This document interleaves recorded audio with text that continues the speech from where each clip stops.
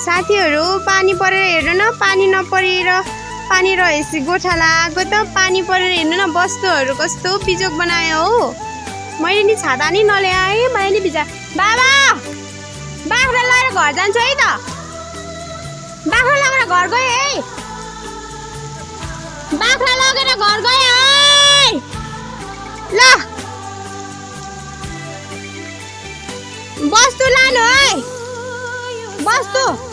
वस्तु लगेर जानु है।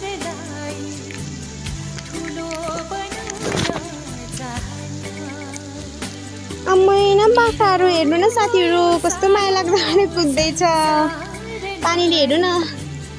आज ल ल अब चाहिँ साथीहरू घर गएँ है त, म पनि भिजिरहेको छु साथीहरू। छाता पनि ल्याइन, प्लास्टिक पनि ल्याइन, केही पनि। हेर्नु न मेरो बुक भिजेर।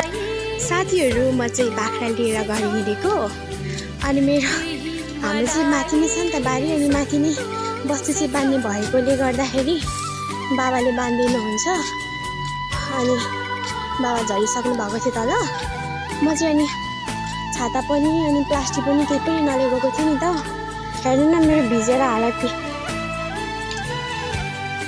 अनि बाबाले म बाँधिदिन्छु तिमी बाख्रा लिएर जाऊ भन्नुभयो, अनि म चाहिँ बाख्रा लिएर हिँडेँ।